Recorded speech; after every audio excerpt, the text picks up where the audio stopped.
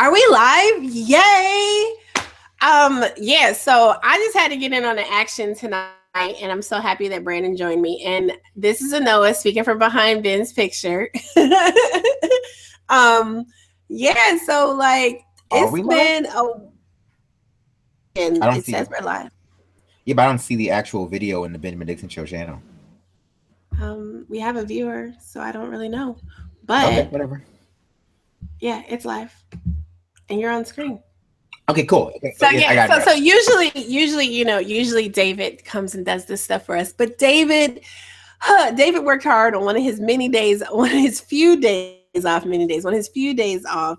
And so we're doing this old school with just the Google Hangout tonight, just to fill in. So I just want to talk to you guys a little bit just about my experience earlier out there in Atlanta, and then just shout out some of the great organizations that are doing work. It was really hard. I really wanted to get some of the speakers. It was really hard to get the speakers though for you guys because, this is last minute, limited audio. Folks was using bullhorns. And when you're at these larger rallies, I don't know how many people were there. I saw someone said something like 6,000 people were out at Atlanta Hartsfield International earlier this evening. I'm not sure if that's an accurate number or not, but it was a lot of people. My brother came out with me and got some good footage as well. But Senator, there were different folks in the House public officials, lots of organizational reps, and really one of the takeaways from this was it's great that everyone comes out, and is like so on call. Like right now, when this is happening, we're having people massive mobilization. We have lawyers, massive mobilization of lawyers, right? We have people like on the scene. Right there working and helping to get people, I hate to use the term, but like released from custody, basically. We saw a statement come out of the White House earlier this evening that they screwed up. And so green card holders should not be detained. However, we're still hearing accounts as of at least an hour ago when I checked that those with green cards had their green cards taken from them and were being detained, or they were just being detained still. So this has been massive confusion. And I know there's been a lot of talk even earlier when Brandon and Nick were on earlier discussion about, well, Obama did something similar. One of the things, in my opinion, I think it's absolutely valid and reasonable to make comparisons. One, I think it's absolutely valid and reasonable to discuss what has gotten us to this point, with American, and American policies towards not just these particular countries, but towards handling, folks from the Middle East and Muslims in general. I think it makes sense to make those conversations, but I think it's reckless to sit here and say that this is absolutely the same thing that Obama has done. We can't say that now that Trump's doing it, it's bad. What Trump has done absolutely frustrates process, procedure, and justice. What Trump has done absolutely causes chaos throughout our system. Like what Trump has done in the last several days with his various executive orders, not even with consulting the agencies that have to carry these things out, right? They do their executive orders, but then like people actually have to carry this out and enforce things. And when you have decisions being made on the fly, like, does this apply to legal residents? Does this apply to green card holders? Does this apply? And it's like, yeah, sure, whatever. And it's like, wait a minute, you can't do that.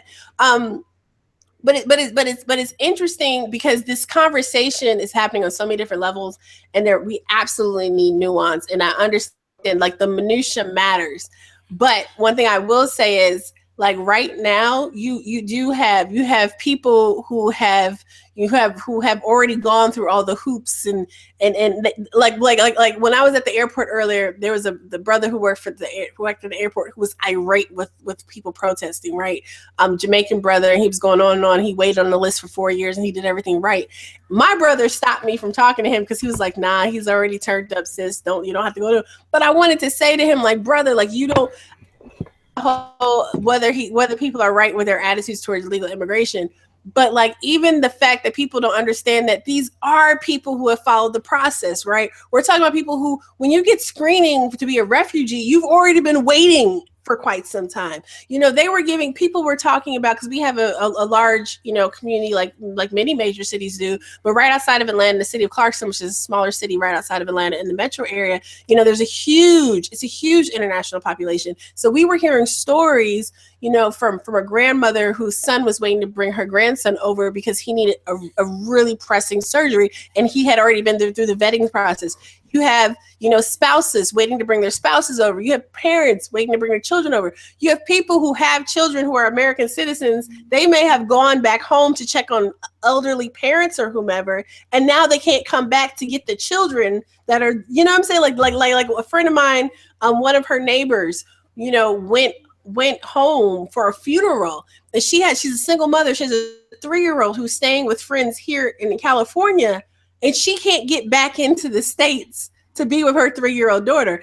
And so it's so much that's happening right now. And it's so frustrating because, like, you want to do something to help. And I want to do more than just show up at an airport protest, but it's just like, fuck, there's so much else going on in life too. How can we add value? How do we help in the midst of this stuff? And you know, all this stuff happening, I'm gonna let you get in. I just because I haven't had a chance to really no, I'm sorry. I know, and everybody's like, I know, it never lets anyone get a word in. I'm sorry, I'm trying to like decompress for a moment here, you guys. Like, having spent last weekend in DC, you know, Disrupt J20 stuff and the Women's March, and now to see people, and even though I have snarked at people in their nasty women's shirts, right? Even though I have snarked before at different things, it was really good to see people showing up for this. Because this is not necessarily one of those sexy traditional things. It was really good seeing the signs, you know, from different people, so many different wonderful signs, but it was really good when people cheered when they were asked to volunteer and find an organization near them. You know, there are organizations where you are that deal with issues in terms of asylum seekers and refugees. They need your help. Even if you don't have a legal expertise, there might be something else you do. Even if you're filing, like, I know that seems like, well, that's not really, you like, seriously, when you have these smaller underfunded offices and they have to do everything themselves, something as simple as helping to stock supplies, filing, that could mean the difference between, you know, someone else who's really doing the work, not having to do it, and being able to focus on whatever client or case they're working on, and a delay in services. So I mean, there's so much that you might be able to do. You know, shout out to, like, down here we have Project South, which does so much domestic issues as well as dealing with international issues. There's so many great organizations around where you are. Just start looking for who locally, because I love the fact that everyone's been donating to the ACLU. That's beautiful. ACLU, I just saw in a matter of like 24, 48 hours raise like 4 times as much as they raised in a given year.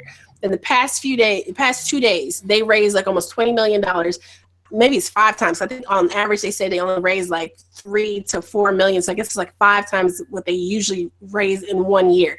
The ACLU is an absolutely wonderful organization. We definitely need the ACLU. But don't forget, there's like the Southern Poverty Law Center. There's the National Lawyers Guild. There's so many other organizations out there. So, like, it's great that the ACLU got built up. Now let's spread that all around to some other folks. Brandon, I'm turning it over to you. Oh, no, yeah. So earlier we did have a talk about, and I still think it's important, like you said, to discuss the genealogy of what's happening now.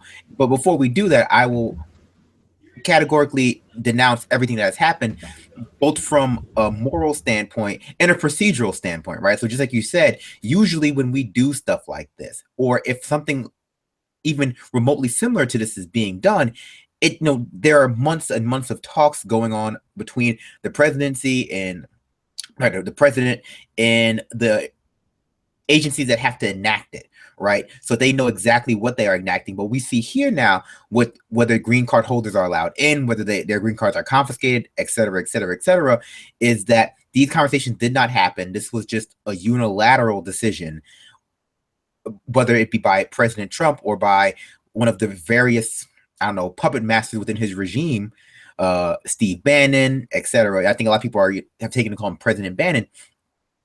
But it really is important to kind of deal with this in a nuanced way. So when people talk about the ways in which the Obama presidency led the way for this kind of stuff, and I will put it out here right now, no matter, nothing President Obama did, I think in any rational way can be said to be like comparable to this, right? I think that anything that he did or said like is, while it's in the same evolutionary tree, there are a lot of gaps between what he was doing both procedurally and morally and what Trump is doing. And that's not just because I find myself on the left and that Obama identify with Obama or Trump. That's just a reality, right? Like his measures taken in 2011 to deny visas to Iraq, I think what people are referring to as his denial of visas to Iraq refugees over a course of a few months. And also the fact that he had this list more or less of these countries that he referred to as the sources of terror. Okay, that's far removed from a unilateral ban on refugees from these countries vetted, or which is that the refugee process is a very long process. But at the same time, we have to discuss this fact that these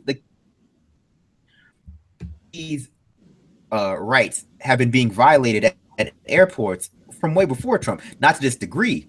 But people who like lawyers who deal with this sort of thing, the ACLU who deal with this sort of thing, will tell you that they've been fighting the kind of violation of rights of refugees at airports by the ICE, by Department of Homeland Security for years. Absolutely. Now. This has been going on, like, not to this degree, but it's been going on for years. And so the way has been paved for Trump intellectually and procedurally by the complacency of the left and the actions of the leaders on the left. And this is not just about President Obama at this point. There's enough blame to go around, right? There's enough blame to go around to the Bill Maher's out there, the people who, multiplicity of Muslims and Middle Easterners, and he just made basically anyone from the Middle East is a Muslim, and Islam is the motherlode of all bad ideas. And my God, how can you support? Like, how can we? Liberals are sort of whitewashing Islam to make it anything less than a barbaric religion, and this is the reaction to that, right? So complacency was instilled, and we've finally been woken up by going beyond the pale. So, but we do have to contend with with this very difficult question: are we opposing a president, or are we opposing a policy? And if we are opposing a policy, what is it about the policy that we are opposing?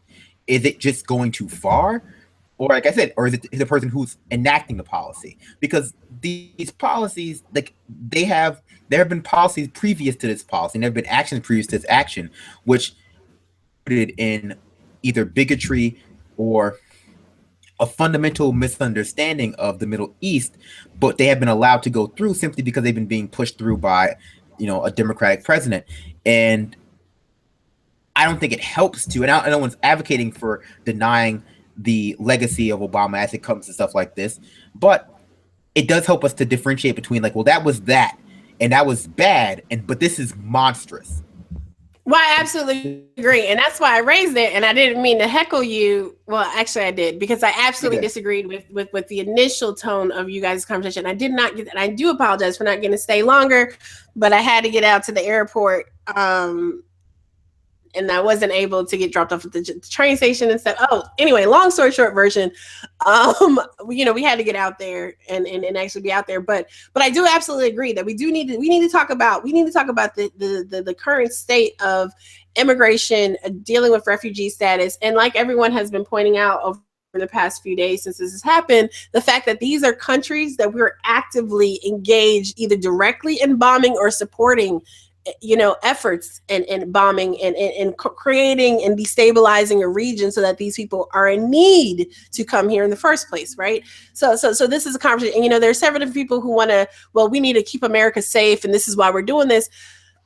Yeah, so that always just falls apart. Absolutely. I mean, that argument doesn't even stand. But the other thing, but I agree with the distinction. I don't disagree with making the comparisons. I absolutely agree. The part of the reason why we're in this mess now is because, liberals do not have the backbone to stand for what is right and are so worried about, will I have my seat next year, not making sure that we're engaging the people and building what we need to build. But we do need to make sure that we're engaged, even once this is more resolved, hopefully soon than it is right now.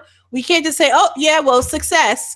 We'll see you at the next protest. Like, no, like I said, there's a lot of these organizations, and like Brandon just said, there's stuff, there have been issues. There have been issues ever since 9/11, right? I mean, even before then, but definitely in a post 9/11 world, we've seen complicated issues, particularly for people who are traveling from countries that are quote unquote Muslim countries.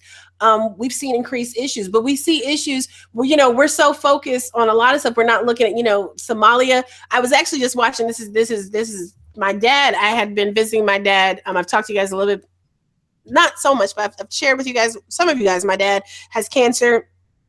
Visiting him for a belated birthday. I wasn't able to see him on his birthday because I had a cold and with his immune system. Anyway, so we were over there hanging out with my dad, and what my dad loves more than anything else is just laying around with the family, eating from his favorite pizza joint, watching TV shows, watching movie, catching up, shooting the stuff. So we were watching Homeland. Actually, I put him on to Homeland, then I stopped watching it myself. So he was like, well, have you seen the season of Homeland? So I was watching the first episode of Homeland from this 6th season, and you know, part of it involves this young man from Brooklyn, and like they're saying things like, well, he had plane tickets to Nigeria, and Carrie, you know, she's like, okay, and he had money under his, I mean, even if there is something, because I'm just now watching the season, so I don't really know, but this notion that, you know, we can ban people because we have to keep things safe, even though you have reports, even though you have documented evidence. You know, the Trump administration is using like the the Orlando shooting and the Boston bombing in San Bernardino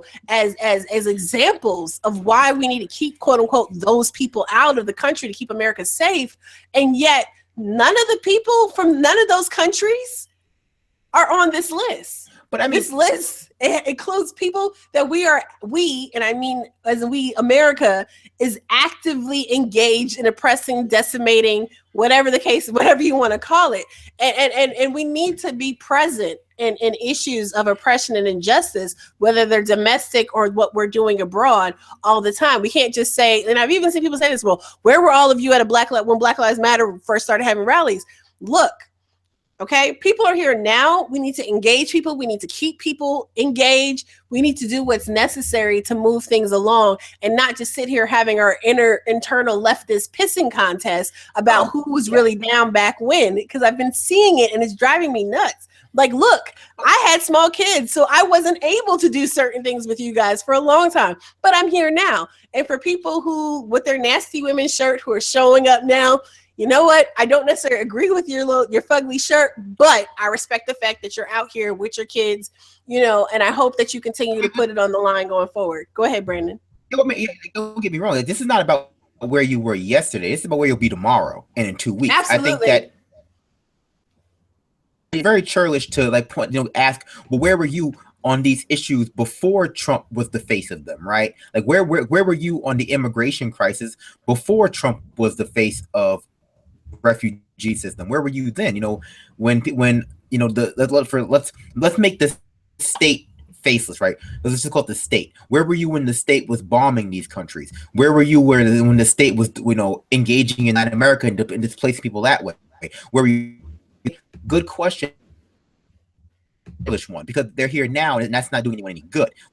We have to move forward. We have to move forward, but we can look back. And I guess why I kind of harp on the presidents who came before, if not harp, it's because what I see now from a lot of liberal, or rather, a lot of liberal bastions, is this wholesale whitewashing of everything that came before Trump, and making Trump, or rather making opposition to Trump, the metric for what makes a politician good, right? The metric for what makes reasonable on foreign policy, to the point at which like McCain is opposing Trump based on this, and McCain wanted to go to war with like every country in the Middle East at least once. Right, absolutely. And they've even absolved George W. Bush for his role in this. And it's like, okay, but why do we have refugees in the first place at this rate? Like, why? It's like before there was a drone war, there was an illegal invasion of Iraq, which just stabilized an entire region. And so look back, and, you know, to really understand, I know the banal minutia of how we got here, so that we understand that going back to that place is not a solution to these problems. And we're not disagreeing on this, obviously, but you know, and anyone who is truly desiring to resist Trump or fight Trump does need to grapple with these issues. They need to grapple with the fact that their black president, you know, he wasn't so great on this in the begin with, because either, Right. well, because leaders on the, you know, quote unquote liberal left, which is, you know, neoliberal left rather, were either stoking this hatred or dismissal or apathy towards the plight of the Muslim world, an erasure of the multiplicity of Islam. Because let's be honest, these countries are also not even the same sect that the 9/11, the terrorists who attacked us. Like, these people are fleeing ISIS. Like these are not even the same set. Not that it matters, right? Again, you shouldn't be banning any Muslim, but like this is so intellectually dishonest, because these aren't the same countries. These are not the same sect. But that's due to, and like the ways in which Islam has been stereotyped by the West as this one homogenous thing full of terror. Either it's full of terrorists or you know, either it's full of terrorist men and brown victimized women, and that's it. There is no multiplicity there. I absolutely agree with what you're saying. And what I really appreciated earlier today during the Atlanta protests, and like I said, it was cool going with my brother, because my brother and I, like, we grew up with progressive radical black parents. Oh, sorry, wait, one second. But no, go ahead. But what we have to contend with here. And you guys say I'm bad, Brandon. Go ahead. What we have to contend with here is that we should also never forget that a good portion of Americans voted for this. Well, no, not a good portion. 24% of the voting population voted for this. Okay, wait, 25% of the population, rather, let's put it this way, millions of Americans either voted directly for this or were okay with this. And, you know, to lessen that to another degree, millions of other Americans, when these countries were being bombed, were relatively complacent about it. And, you know, and a lot of that has to do with the media, the liberal media. I don't know what Fox does. God knows what Fox does. But you know, it has to do with CNN and MSNBC and a lot of other places really not harping enough on the ways in which the Middle East was being destabilized by drone warfare. So this is not coming from nowhere. And I guess that's my larger point. It's like, this is just, you know, again, the chicken's coming home to roost. It's like this is the culmination of a lot of complacency, a lot of demonization, either implicitly or explicitly. And finally, like, I mean, I'm just grateful that people are actually out in the streets protesting this, right? Regardless of why it is, we do need to contend for why that is, why people are actually protesting this. That's an important question, because I don't want it to be the next president does the exact same thing. Oh, well, it's not Trump anymore. But I'm just glad they're there now, and I want to know, like, how we can, you know, how we make this better. Well, I'm sorry, no, absolutely. And I'll go back to my anecdote in a second. But one thing I will say, what I just noticed is that 16 attorney generals of 16 different states have released a joint support in opposition to the executive order and to this catastrophe that is ongoing. What was really cool for me earlier, like I said, what was really cool for me today, and actually it made me think of something else, were people who had come here as refugees who are not from the 7 affected countries, who were standing in solidarity, either sharing their stories through their signs. There was one young woman, she had she's a little petite lady, and she had basically her sign. She was her sign. She had a box, right? She had her arms through a box, and it said "fragile human inside," you know, born refugee, you know. And it's just like, you know, I talk about signs and I talk about things like that because they actually do tell stories for some people who are out there. There were people out there who were like, "Please let our families come home." Like for everyone who responds like this is just temporary or it's not that big of a deal. I can't I go away voluntarily, right, for a few days, and even though my teens are a pain in the ass sometimes, my heart aches when I'm away from them. I cannot imagine being a parent right now, stranded someplace, not able to get home to my family, to my children. Like, I can't even imagine that. I don't care how temporary it is. I don't care if it's a few hours extra. I don't care if it's a few days, months. You know, I don't care. Like when you're not able to get to your loved ones, to your family, when you're not able to get to your people, to your home, that's like a visceral, that's deep. There should not be any restriction on people right? And I'm not saying that we just need to have free and open and no process at all, but we have a process and it needs to be followed. We have policies and they need to be adhered to. We can't just willy-nilly because you made some BS promises to idiot supporters at your hate-filled rallies, and now all of a sudden we're just going to be like, oh, well, it doesn't matter if you have a green card. You need to go to a consulate and get extra super official screening. It doesn't matter that you already went through the excruciatingly extensive vetting process. We're going to make you wait and go through some more stuff. Even if you have an extreme situation. And one thing that the woman from I did really poorly, like I said, with the sound, not being able to catch all the different organizations people were speaking from, but their point was pointing out too, like folks seeking asylum and refugee status, in a lot of cases, you're talking about people who are among the most marginalized, who have been victimized and brutalized, and all we're doing, this is like when people talk about rape victims being re-victimized, right? Like someone has been brutalized. You have people who are escaping, whether it's persecution or they're escaping their domestic violence survivors, right? I mean, there's so much that's going on right now. There's an intersection of so many issues, and I'm not really interested in playing oppression Olympics with everyone. Yes, we need to fucking show up regardless of whether we're talking about Black Lives Matter, which I'll get to that in a moment too, or whether we're talking about, protecting the rights of our fellow brothers and sisters from across the seas. But like, it doesn't matter. We need to be of justice issues, period. Like, this is the rise of the social justice era, and we cannot back down. We also can't be really happy when we get so-and-so out of office or we get some more seats won and say, oh, well, our job is done, woohoo. No, we have to keep fighting even when our people, quote unquote, are in office as well. Go ahead, Brendan. Well, I mean, so like you bring up the idea of like this is not about safety, right? This is about a promise that was made to the right-wing base that is now being kept. And I think the fact that it's being kept is kind of surprising to a lot of people on the left because, the promises that the left, that Democrats make to their base are never really kept. But also, I mean, a lot of the rhetoric that is normally used in these elections don't usually come to pass. And this is the first time that's been pushed through so ham-fistedly. But, I will say this, that for the past 20 or 30 years or so, there has been a concerted effort to dehumanize brown and black people, both at home and abroad. And the reason for that, and like spanning all administrations, right? And so the reason for that is because if you don't do that, you can't really justify their suffering, right? And so there's been this concerted effort on the parts of the media, either explicitly or implicitly, either by not covering things or by covering things in an unbalanced way or not providing enough nuance or whatever to just erase the multiplicity. I keep saying that multiplicity of Islam, to erase the multiplicity of the black community in America, and just paint them as this one homogenous problematic thing.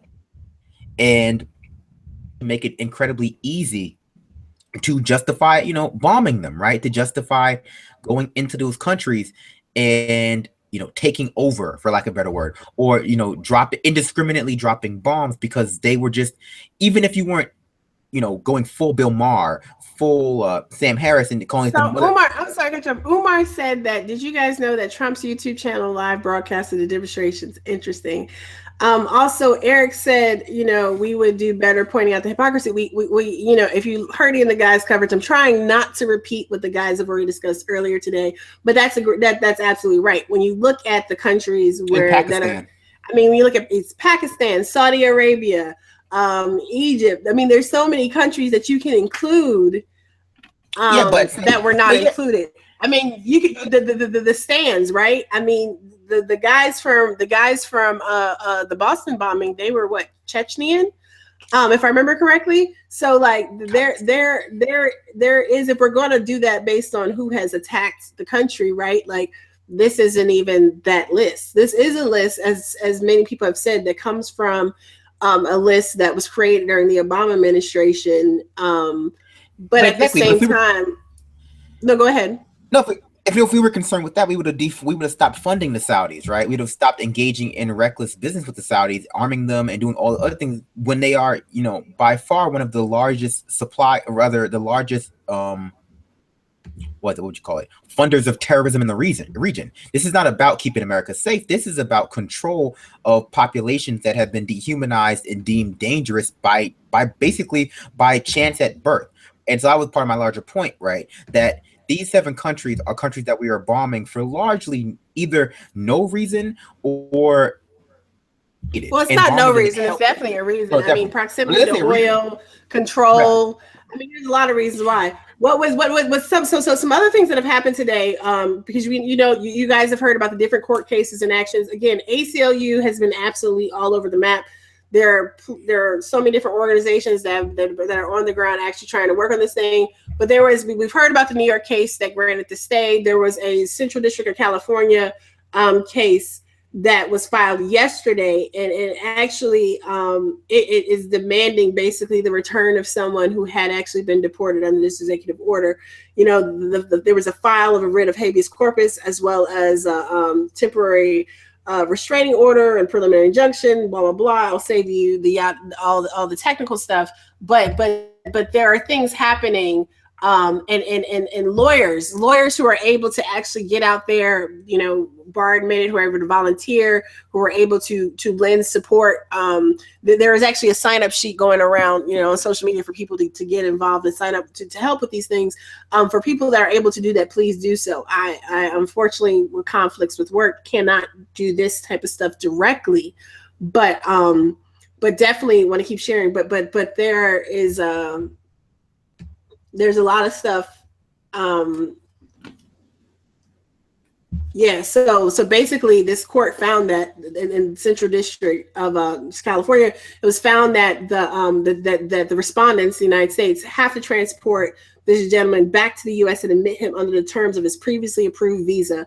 They are enjoined and restrained, meaning they can't bar him from returning to the United States, and they shall communicate the terms of this court's order immediately to officers in Dubai and to authorities in the airport in Dubai who are holding the petitioner on respondents' orders. Because that's the other thing, right? There are people who have been detained here in the United States once they've landed, but there are people being not allowed to make connecting flights or being detained elsewhere abroad who are trying to get back home. One thing that I thought was interesting was that Google has about 100 employees. They said that have been affected by this order, and people were rushing. They were rushing people back home. Google has its own immigration wing, basically within its company, and what was The Intercept has a piece about the Silicon Valley. Everybody has been, oh yes, let's be on Trump's transition team. This is what's good for the economy. And there's these very lukewarm, there's these very tepid responses. And you guys obviously talked about the Uber debacle earlier today. But Silicon Valley, we look at certain industries, and this is definitely an industry that is going to be affected in some ways by this as well, or that has been affected in some ways by this as well. And not that they're silenced, the attempts to kind of like show solidarity or make statements, but at the same time not piss off the new boss is like, well, is whack. Like Apple, I'll just read this for a second. Apple, from the article earlier, it says Apple's memo to employees obtained by BuzzFeed was perhaps the most galling. In it, Tim Cook essentially makes the case that a ban on Muslim immigration isn't wrong because it's wrong, but because Apple would not exist without immigration, because Steve Jobs was the son of a Syrian. Apple, they said Apple would not exist without immigration, let alone thrive and innovate the way we do. And other folks have said things about the contributions of our immigrant-owned small businesses play an important part in our economy and demonstrate the best of this country's values. There are so many things that, corporate, when we talk about corporate governance and engaging with the community around us, I mean, like, these are people who wield a certain degree of power. A Facebook founder, what's his name? Zuckerberg released a statement, and yet his bestie, his buddy, Peter Thiel, who is a board member, who was the first outside investor in Facebook, is a thumping, Trump-loving, very advocate, vocal supporter. So I have to question people who are still consorting with folks who not only actively engage with people who carry out this type of policy. Like, I have friends who I know people who voted for him, and they're just like, I didn't realize this is what I was voting for. Well, yeah, like I got to be on a panel earlier, or I actually did an interview right after Nicole Sadler, of the Nicole Sadler show earlier to this evening, and she was saying that she had heard from Bernie supporters who were like, well, bump Hillary, I'm voting for Trump, and she was like, that's just crazy, whatever. And I know I've seen a lot of people blame folks who voted for Jill Stein or people who didn't want to support Hillary Clinton for this, but at the same time, like, and this is why I do think that it is important to have the conversation about American immigration policy as a whole, and how we have treated this region of the world as basically our own little piss pond. I mean, we can't, yes, we absolutely have to talk about what we're doing right now, but we have to be able to formulate a cogent plan and understanding of what is going on in the region so that we can articulate what needs to happen going forward. Like, of course, we want to rescind these atrocious executive orders, but we need to look at the ways in which that even the quote unquote good side, i.e. the Democrats as people like to portray them, contribute to these types of situations, to this type of atmosphere where people feel this is warranted. And even when we talk about leftist progressives and specifically there are some Black alleged progressives who will actually engage and feed the flames of this anti-immigrant beliefs and attitude. Like, I mean, we need to have really real conversations about what it means to have immigration reform and policy in this country. We need to have real conversations about what's actually happening right now. But sitting around and allowing people to continue blaming immigrants and even other marginalized people of color, like, I'm sorry, I can't stand by anymore and watch people blame folks who are also being exploited and abused by this system, blame them for why something's wrong with what's going on there. That's how the system thrives, is having all of us pit against each other and fighting, for the pennies, while, the top 1/10 of 1% or whatever it is Bernie always talks about, is laughing their asses off and like, oh, I'll send out this cute little tweet and maybe people will stop blowing me up. Yo, Uber's going down, and I feel bad for people who drive for Uber who use that to make a living and support their families and stuff. Maybe Lyft is hiring, maybe there's another something in your area, but maybe you can, I mean, I got cabbies, people who are former cabbies hitting me up about the New York strike, talking about basically how companies like Uber have undermined, the business and the safety and all types of stuff. So many complicated issues going on, and we really do need to be able to have open conversations, but we need to not scapegoat. We cannot, play the blame game right now. Like, it's not the fucking time for it. It's not the time to poke your chest down. We were right and all this other shit. Bernie would have won. Whether that's true or not, this ain't the time for any of that stuff. What this is the time for is all these people who are newly woke, who are so engaged and so outraged. We need to channel that into doing the work. However you define what that work is, that's what we need to be doing right now. Definitely, and make sure that they are, and it's go back to circle around to the beginning of the conversation, and make sure they understand this stuff did not come from nowhere, or rather, did not arise out of nowhere, and that they know the proper ways in which to combat not only Trump but the racism that he is symbolic of. And I would say that that comes down to like not simply having these constant moments where we do constant random protests, like whether it be, but having like sustained organized action, being on the aggressive, demanding more from our leaders, right? Demanding more from we can't, understandably, we need a third party, or we need other parties, we need a coalition government, but we don't have that now, right? So what we need to do as we find ourselves in this in-between phase is demand more from our Democrats, demand more from our local Democrats, demand more from our national Democrats. They cannot keep playing this three-dimensional chess with a group of people, the Trump administration. And again, Ryan said he's behind the ban, so we know a lot of these Republicans are on board with this. They can't keep playing these Despite what they all gain. said earlier during the election cycle, right? You know, we got even Pence in December, I think it was December 2015, and someone said that the tweet is now deleted, but you know, we got them receipts. Boy, the interwebs got the receipts. Twitter will get you with the receipts. You know, he also, I mean, so many of them have said, you know, you cannot have a religious litmus test to come into the country. No, the Muslim bans, this, that, and the other. And now, you know, they're doing what they're, you know, they're like, oh yeah, you know, this is fine. We support this. We need, you know, better ways of screening. And there's still no evidence to show that Syrian refugees are posing a threat. There's still no evidence to show that Somali refugees are the ones that are posing this great threat to us. Now, I know people will point to different things and say, well, this happened.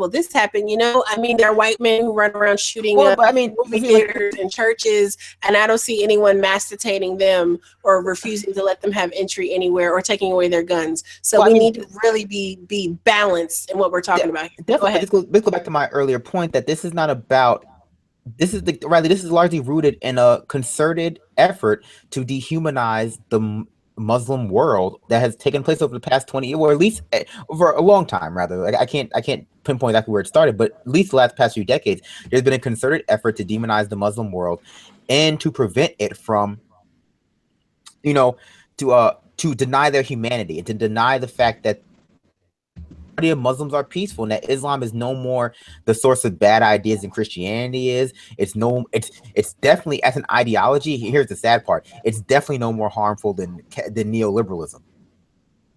Like definitely. Yeah, I mean, in terms of the impact it has on the world. But the problem, but that's been the justification for why it's okay to bomb them, right? That's been a justification for why it's okay to interfere in their culture and in their lives, because they, you know, whether you're looking at it from the secular point of view, insofar as they, you know, like they're religious extremists, or if you're looking at it from the religious point of view, you know, they're non-Christians. It's just the same story. They deserve what they get. They deserve their oppression. And I'm just glad at this point we have said, you know, like, or rather, and this is something that's come out from people who have in the past engaged in these sort of thought experiments that revolve around torturing, you know, let's be honest, torturing innocent Muslims who have been accused of terrorism, or rather been suspected of terrorism, or just are problematic for another reason.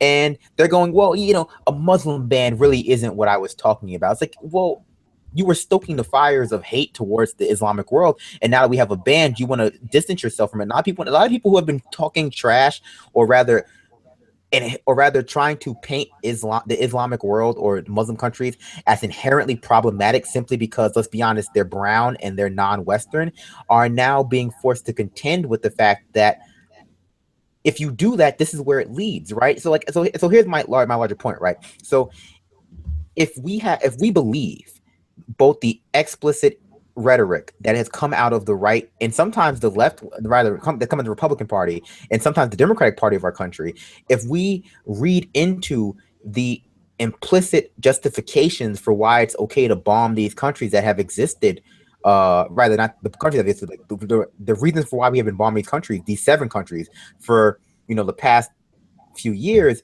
if we understand, or if we believe, or rather if we allow the erasure of the suffering that these countries face at our hands by the media, this makes sense. Like it's awful, it's and it's unconstitutional, and it's all of those things, but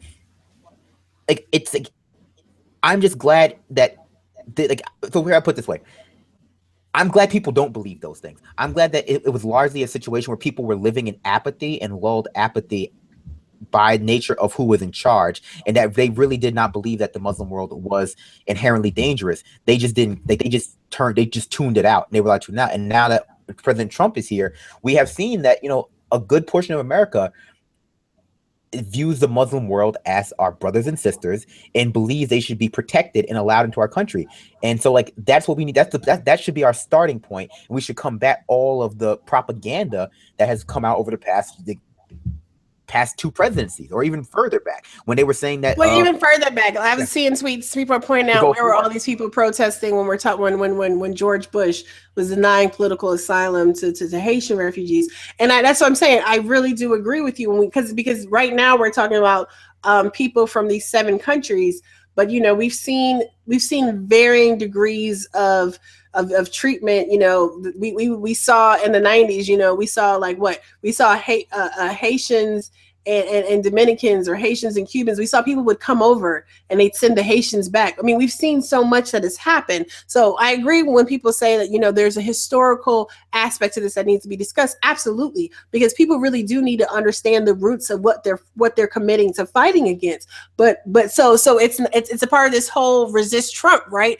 Yes, we absolutely have to resist what's happening right now and find a way to deal with the current level of injustice that's being inflicted on people. However, there are these systemic and historical issues that continue to persist that are not going to be addressed if we only focus on what Trump is doing. You have to dig. We have to do both, and we have to find a way. And the time and energy. And I know it's hard. I know folks have a lot of other stuff going on. You know, I mean, I'm right there with you, trying to catch up and get up to speed on everything. And we can't be everywhere, you know, all the time, but we can do what we can and encourage others, right? So I am being summoned to dinner, to very late dinner with the family. But Brandon, I appreciate you so much for coming on and chatting with me tonight. And I appreciate all of you who tuned in on a Sunday last minute to chat with us. I mean, this is a conversation we're going to keep having to have. You know, we're going to continue having to have this conversation. You know, we've already seen that the administration has already made it clear what the priorities are. You know, the pro-police, anti-accountability stance. There's so much is going on as we look at, you know, whether or not Senator Sessions will actually be confirmed. You know, DeVos. I mean, there's so much going on, and there's a lot going on at the state and local level, and we want to hear from you guys. We want to hear from you about what's going on where you are. So definitely hit us up. I believe the email address is contact@progressivearmy.com. You can email me directly at thewayofanoa.com. I want to know more about what's going on where you are. It's rough. But if you know, want to pitch a story, you got an issue, got an article, tweet it to me or to Brandon. Yeah, because we have to be our first line and best line of defense against what's coming down the pipeline. Brandon, last words. Oh yeah, no, we have to end the sort of either or politics, right? It's sometimes it's neither nor, and sometimes it's both, right? Like sometimes like the idea that like it's either Democrats or Republicans, or one is, or it doesn't matter anymore. And I think that's one of the good things. No, not good things. That's one of the benefits, pros, whatever you want to call it, whatever word you want to use to say that there is some silver lining in the stormy cloud that is the Donald Trump presidency, is that now it's very hard for people to sit on the fence. Where we had a lot of fence sitters on the left when it came to President Obama and his policies. Not that they're comparable. We like the way. Unfortunately, and I've said it before, it's very easy to oppose Trump because Trump is a monster. It's very easy to oppose Steve Bannon because Steve Bannon is a wife-beating neo-Nazi. It's very easy to oppose these people because they're so bad, and that's unfortunate. But it's a starting point. Like we have finally found the too far in America, right? Unfortunately, we had to bit there, but now no more fence sitting is allowed. Like now there's no more time for, I don't talk about politics. Like, you know, politics are boring. Now everyone talks about politics, and everyone better inform themselves and know what they're talking about, because if you find yourself on the wrong side, you're gonna have a bad time. And so of course you can tweet me anything you want to tweet me. You can tweet me how much you love me, how much you hate me, how cute you think I am, how funny my voice sounds at Pretty Bad Lefty on Twitter. That's literally at Pretty Bad Lefty on Twitter. And I don't know what I was making with my hand. That was weird. But no, yeah. So enjoy your dinner, Anoa. Thank you for. Well, thank you. I appreciate you guys. I gotta go. You know, my kids are just like, oh my god, they've spent all weekend with me, literally. But they still want a little bit more mom time before bedtime, and the brother is here as well as my hardworking partner. So I appreciate you guys so much for kicking it with us on a Sunday night. You know, Ben will be back tomorrow night, and we'll be on with our regularly scheduled program throughout the rest of the week. I mean, as much as we can tune in Periscope, but if you guys are out there covering protests, or you see something and you're sharing something, definitely tag us, and we'll try to share and amplify what's going on, because we can't be everywhere, but we absolutely need you guys as the eyes and ears on the ground across the country and internationally, for if we have anyone who hangs with us from abroad. So this is a conversation we need to keep having. I'm going to start tweeting out. I'm going to try and start tweeting out as much as I can. Organizations that we can start getting involved with. Like I said, ACLU is a great one. I'm really I finally pulled the trigger and paid my dues. But I just joined the National Lawyers Guild this morning, and hopefully next pay I'll be able to join the National Conference of Black Lawyers. National Lawyers Guild was the first, I think, integrated legal bar in the country, I believe is what it is. National Conference of Black Lawyers is another organization of lawyers that are for justice. I mean, but that's what we need. We need, I'm not just saying not just lawyers, but we need people who are about justice, and people can say, oh, well, you can get on this social justice warrior kick. It's absolutely real and necessary. I'm not talking about I'm talking about people organizing, actually worrying about human rights and issues, and not just, oh my God, Trump is bad. Trump is fucking awful. But we absolutely need to make sure we're working around these issues, regardless of who is in office and regardless of who is being detained. I mean, today, yesterday, it's folks from these 7 countries. It can be somebody else tomorrow. We can be talking about people being detained, here, within the country, depending upon what he decides to do and where things are going. So appreciate you guys. Brandon, appreciate you always. Absolutely. We're out. Good night, guys. Good night. Trump is a goddamn animal. And